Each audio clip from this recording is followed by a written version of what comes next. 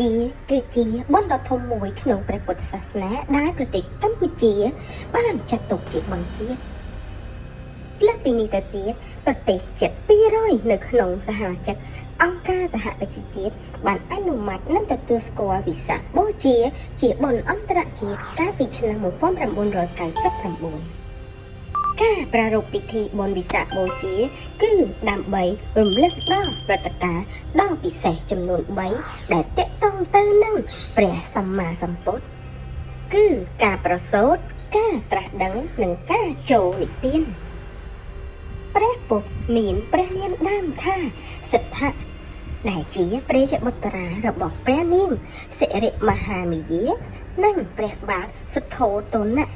ព្រះអង្គត្រូវបានគេហៅព្រះនាមជាច្រើនទៀតថាដូចជាព្រះសម្មាសម្ពុទ្ធព្រះសមណគោតមព្រះចិនស្រី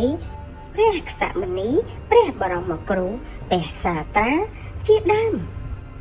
ព្រះអង្គទ្រង់ប្រសូតនៅថ្ងៃសុក្រពេញបរមីខែវិសាខមុនគ្រិស្តសករាជចំនួន623ឆ្នាំហើយនៅពេលដែលព្រះអង្គមានព្រះជន្ម29ព្រះវស្សាព្រះអង្គបានយាងទៅសាងភ្នោះក្រោយក៏ក្លាយទៅជាអ្នកបួសអស់រយៈពេល6ឆ្នាំព្រះអង្គក៏បានត្រាស់ដឹងក្លាយទៅជាព្រះពុទ្ធនៅថ្ងៃពុទ្ធពេញបរមីខែវិសាខនាវេលាទៀបភ្លឺ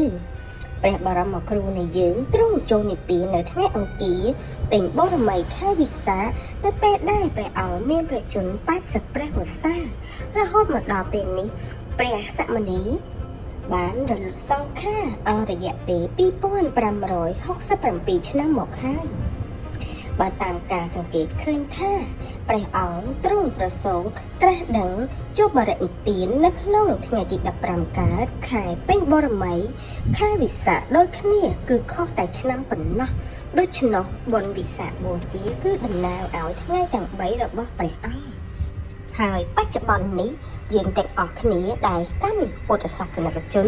បានមកជួបជុំរៀបគ្រឿងសក្ការៈដូចជាធូបទៀនផ្កាជាដើមនៅក្នុងទីវត្តអារាមដែលមានរូបព្រះពុទ្ធហើយយើងត្រូវរៀបចំដង្វាយនិងគ្រឿងសក្ការៈបូជាទាំងអស់នោះចំពោះមុខព្រះសម្មាសម្ពុទ្ធ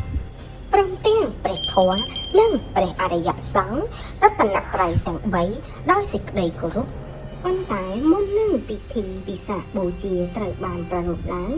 លោកអាចារ្យត្រូវរៀបចំសមាទិសិលជាមុនសិនមុននឹងប្រកាសនៅកម្មវិធីវិសាខបូជានេះ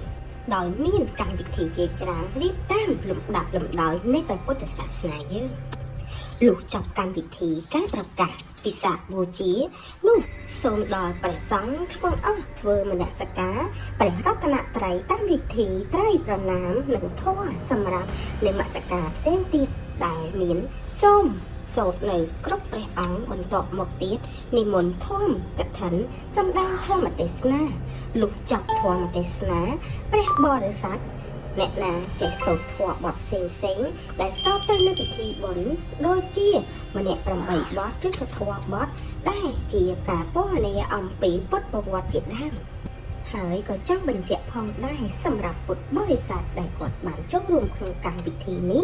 គឺត្រូវតែចូលរួមកំសាន្តតាមបែបផ្លូវធម៌ឲ្យបានតភ្លឺ